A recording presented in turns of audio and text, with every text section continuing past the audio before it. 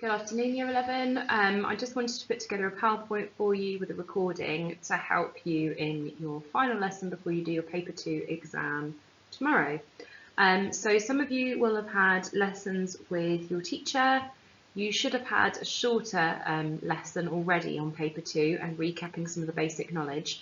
Today I'm just going to talk you through some stuff to do with fieldwork and also the 8-mark questions, which are very different in this exam paper. They are not case study focused. They are unseen resources.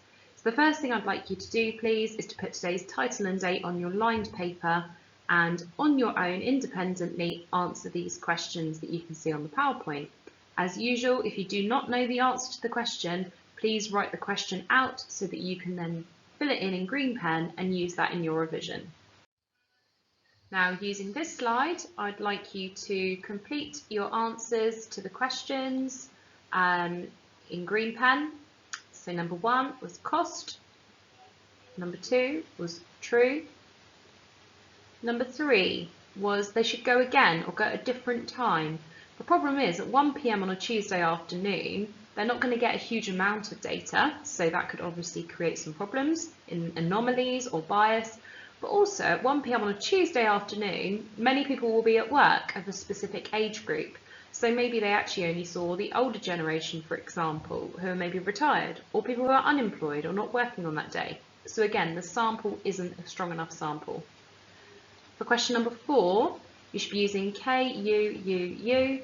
I would suggest that you go into this exam revising a spit. The formation of a spit is really straightforward, talking about K, the process of longshore drift as waves move up and then back down the beach. U, this means that over time material is transported along the coastline. U, as it moves along the coastline, some material is deposited. U, over time, as the sediment moves past the mainland, a salt marsh will form in the area behind the spit. The spit may also form a curved end. Question number 5, explain one positive of migration. You can say K, more economically active workers, and try and use those key terms. This means that there's an increase in taxes paid. Remember, we want to attack these questions. We want to get through this paper. It's an hour and a half long, and we really need to not be writing out the whole question. So we don't write one positive of migration into the city is, we just get on with it. Write what the positive is, get it done. Question number 6, there's relief rainfall due to the southwesterly winds and the mountain ranges that are found in the north. Question 7, a stratified sample, measure out a distance, for example 1 metre, then take equally spaced samples along that distance. For example, if you measured out 5 metres, you would then, as an equally spaced distance, take a measurement every 1 metre. This gives you a more reliable sample and your data is less likely to receive biased results. How do you calculate the mean? You add up to give a total, then divide by how many pieces of data that you have. Remember, in the exam, if there's a calculate question, it's likely to be worth 2 marks. 1 mark for the working out and 1 mark for the answer. Make sure you always give the measurement, so that could be in millimetres or percentage or degrees Celsius. And also make sure you read these questions really carefully, because there might be some of them hidden close to a graph, and we don't need to miss those easy marks. So please now in green pen, mark your work.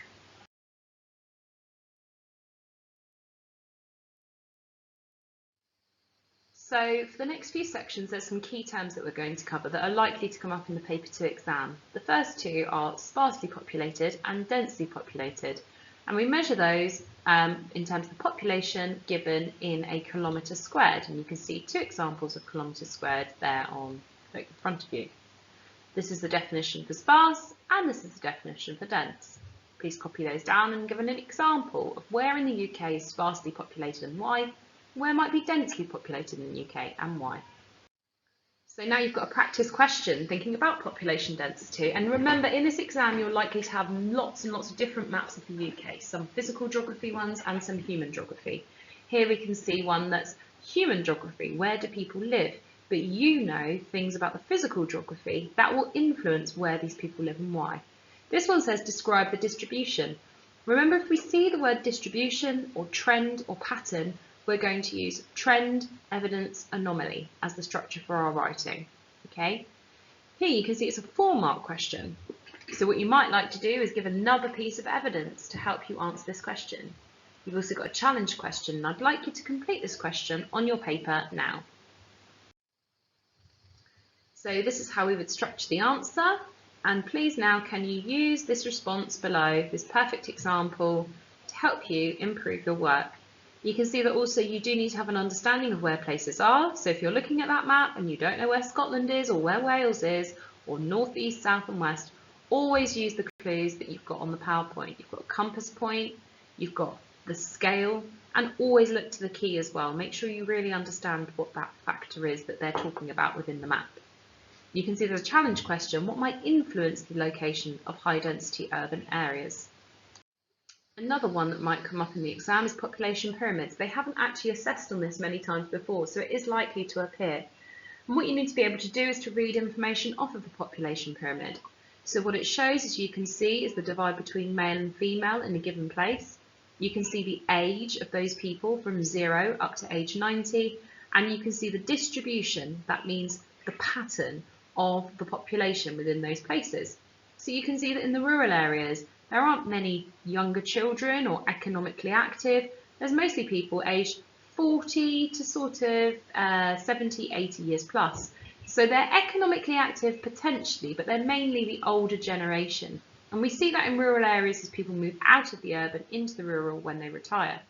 In the urban area, you can see you've got lots of younger people being born. You've also got quite a large percentage here of economically active people, young adults as well, sort of age 20 up to age 50, it gets quite significantly bigger. So we can see that there's lots of people working in the city, and they are of child rearing age, which is why we end up with so many young people being born in city areas as well. So you need to understand how you could talk about differences between rural and urban, and why those differences might be there as well. And there's an example on the screen to help you. So when we consider the differences between rural and urban areas, there are some key changes in terms of economic activity. That simply means what type of jobs people are doing there and why. So in the rural areas, you're likely to have fewer jobs. They're more likely to be primary industry, maybe some tourism, but they're going to be quite commuter areas, which means people live there because they like the environment, but they commute out of the area to go to work. So an example could be a place like Midhurst. It's a very rural area in West Sussex, but many people from there can easily commute to London or to Chichester or to Portsmouth. In the urban areas, you'll find more economically active. You'll find mainly tertiary sector and manufacturing jobs, and they might live near where those jobs are available, which are often better paid, but housing is a bit more expensive. So if people can move out and have a better quality of life in the rural and commute in, then that's what many people will choose to do in the UK. Then we're going to do a quick quiz. So in your books, if you just, for the next, I think there's 5 quiz questions, put R if you think it is rural for the answer, or U if you think it is urban. So number 1. High population density. Where will you find that? 1, are you going to put R for rural? Or 1, are you going to put U for urban? You choose. The correct answer for that one was urban. Let's try another one. 2, more job availability in the primary sector. Is that going to be R or U? The correct answer is R, rural, jobs such as farming or fishing. Number 3, more job availability, R or U? The correct answer is U for urban. Main job opportunities in the tertiary sector, R or U? The correct answer is urban. Next one, higher percentage of elderly people. Is that going to be R for rural or U for urban? The correct answer is rural. So for the next task, you can see that I've got this grid in front of me. Now this is what I gave out to my classes in lessons, but you can do this quite easily in your book while you're on the computer screen looking at these in front of you. So what we're going to have a look at now is we're going to study some 8-mark questions. There will be 3 8-mark questions in this paper 2 exam. they will all be what we call unseen sources. You can't revise the content of these, but you can revise the skill in picking out the geography, planning how you would write your paragraphs, thinking about what your conclusion would be. Now we know already that for an 8-mark question, it's going to have 2 paragraphs, A, K, U, one side of the argument, then leave a line, A, K, U, for another side of the argument. And at the end, in our conclusion, we're going to state overall what we think. Which of those 2 paragraphs do we actually feel is the most significant or the most important? So let's have a look at some examples together and think about how you might structure them.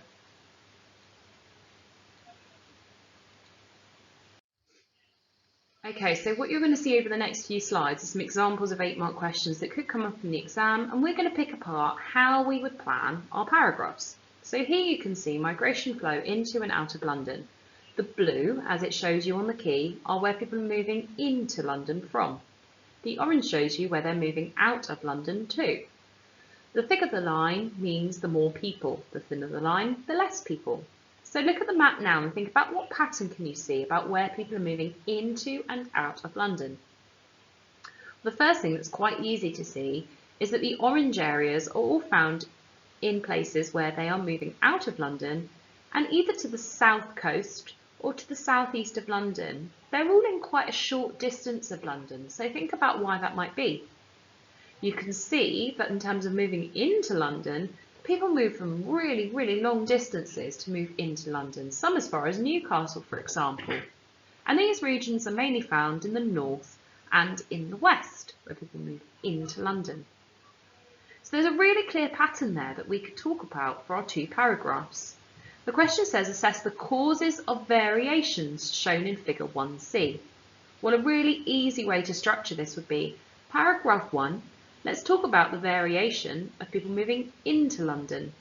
In paragraph 2, let's talk about where they're moving out of London to get to. Paragraph 1, why are they moving into London from these regions? And you need to think about this in the exam. Why might people want to move from these northern parts of the UK into London? Well, the key thing that's driving this pull factor into London is job opportunities, mainly in the tertiary sector, which we've just looked at. So your A would be the most significant cause of people moving into London is job opportunities. K. As you can see, for example, 4,001 to 7,000 people have moved between 2009 to 2012. I'm just using the map that you can see in front of you, from places such as Newcastle and Leeds and Manchester and Liverpool, all major urban areas in the north. U. This means that they see London as a place with more opportunities than urban areas in the north. U. This may be because the jobs available in London are of higher pay, or more variety, or a larger amount of jobs available, so people move the long distance. For your second paragraph, it's going to be something about where they move to. Now these people clearly stay quite local to London. Why might that be? Well, it's probably going to be because they've kept their job in London. They quite like the pay, or they like the working conditions that they have there. But they want to be living somewhere that's maybe a bit cheaper, or potentially has a better quality of life.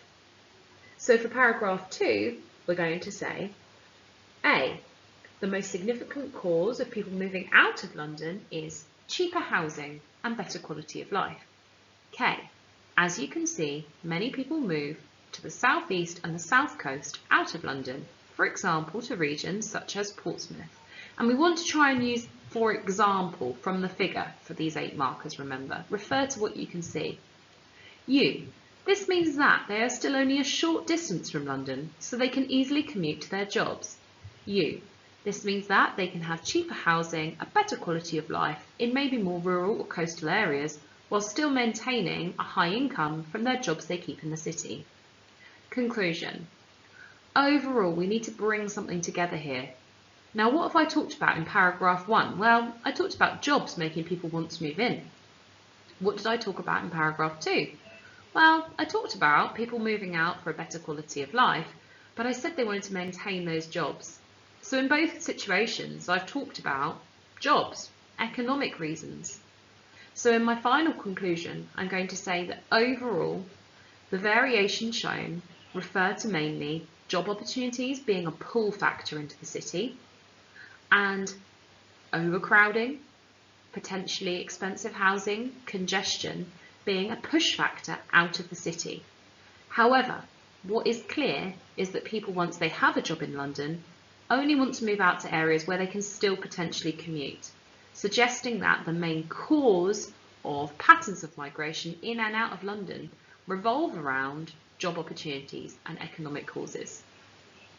Now let's have a look at a few more and see if you can do them yourself. So here we have one that's slightly different, looking at population percentages. Population in England and Wales born outside of the UK based on 2011 census data. So obviously this is quite outdated, but that's the most recent census that we have. It's important to take note of that though. Assess the causes of variations in the distribution shown in figure 7.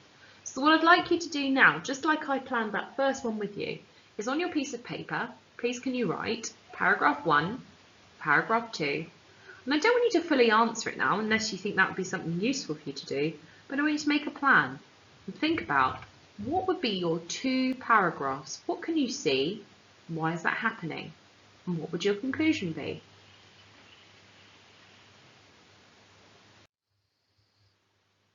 Here we've got another one I'd like you to have a look at. Assess the impacts of changes shown in figure 1 and figure 2.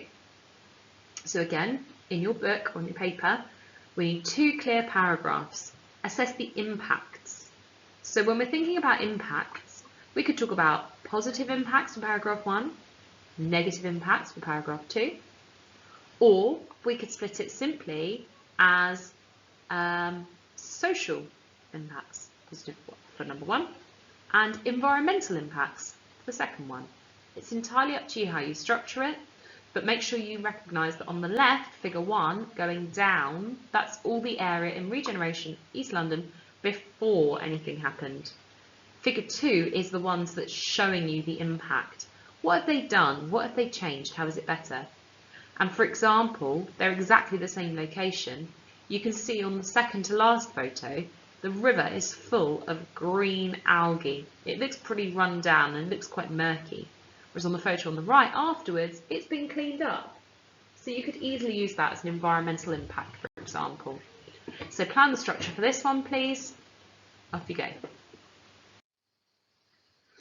This one's a little bit more complex because they put a variety of different resources on here. Now, don't ignore these ones in the exam.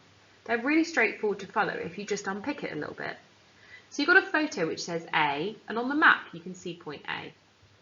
You can see a dotted line that runs across the resources. It shows you at A, there's lots of erosion in the photo. On the bar graph, you can see there's lots of erosion, and you can see where it is on the map. For B, you can see that they've protected this location with a seawall and massive rock armour. You can see site B is called Withensea on the map, and you can see if you follow the dotted line, there is no erosion taking place in this place. If you look at the map, you can see it says yellow is a seaside resort. That means this area is going to bring in lots of money. And for C, you've got an aerial photograph which shows you quite rapid rates of erosion.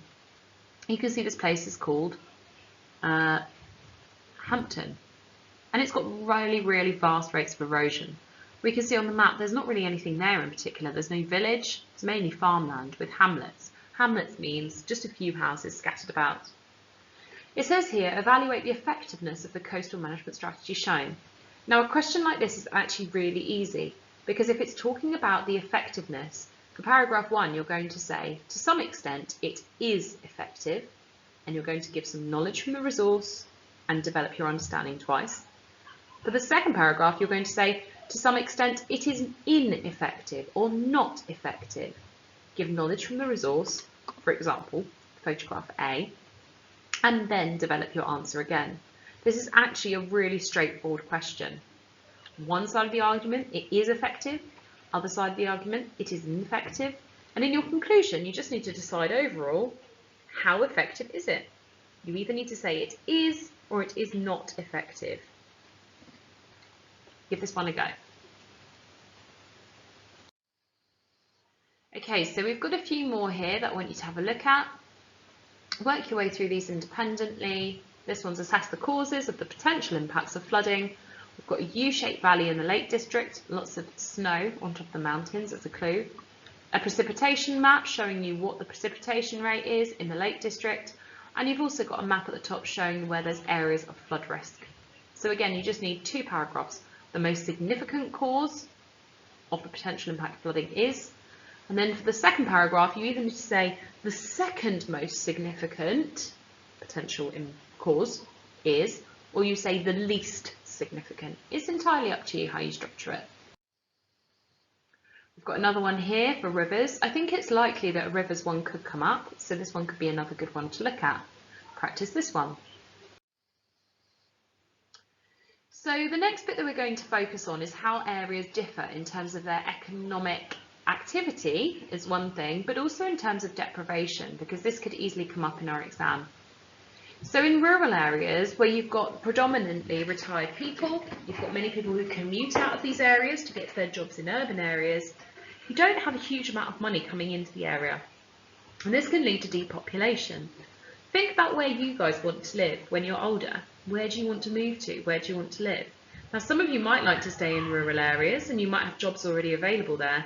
But for many young people, they want to move to urban areas because there's a wider variety of jobs, there's more services, maybe there's a better kind of lifestyle as well. Maybe there's better universities. So rural areas can really struggle in terms of deprivation. For each of these statements, I'd like you to decide whether you think they are talking about an urban or a rural area. So split your book like this, urban on the left, rural on the right, and underneath, note down which of these you think go under each one. You can see that they haven't been fully developed. So they say, this area has a high concentration of jobs, this means that. What I'd like you to do is to finish off those sentences, at least 2 of them, one on the urban side and one on the rural. Off you go. We're now going to do some practice exam questions. So on your paper, please put I, and for the second one, put I. You can see that you do need to have a calculator for this exam because there will be some calculate-based questions. This is a 2 marker at the bottom here, and you'll get 1 mark for your working out and 1 mark for the correct answer. Please answer those now. Then there's another question here that I'd like you to answer, I. 2 reasons for the distribution of the areas dominated by generation Y. Have a look on the key as always. Focus very carefully on where those specific areas are. You are stating 2 things. Get to the point quickly. Okay, so what I'd like you to do for the last part of this lesson now, please, is you're going to use the slides remaining on this PowerPoint. I've put lots and lots of information on here. I've put practice exam questions for you to complete. You could go back and you could answer some of those 8-mark questions independently where you've got a plan for them now. But I want you to use the slides over the next part of this lesson to revise the specific area that you need to focus on. For example, if you did that population pyramid bit with me earlier and you were thinking, I really don't understand these that well, then spend some time now using the resources on this PowerPoint, perhaps look at Oak National Academy as well, and do some revision specifically focusing on the areas that you need to work on. If you've got any further questions or need any further support with any of this revision for paper 2, please email your geography teacher or come and see us before the exam tomorrow. We will be available, most of us, throughout the day, but definitely at lunchtime as well if you want to pop in and talk to us then, or lunchtime today. Thanks very much and enjoy your revision time.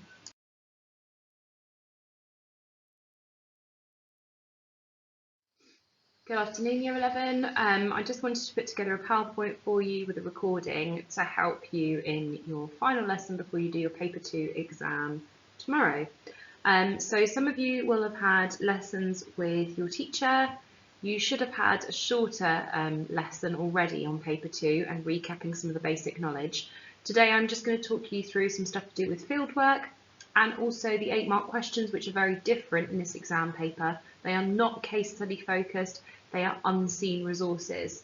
So the first thing I'd like you to do, please, is to put today's title and date on your lined paper and on your own independently answer these questions that you can see on the PowerPoint.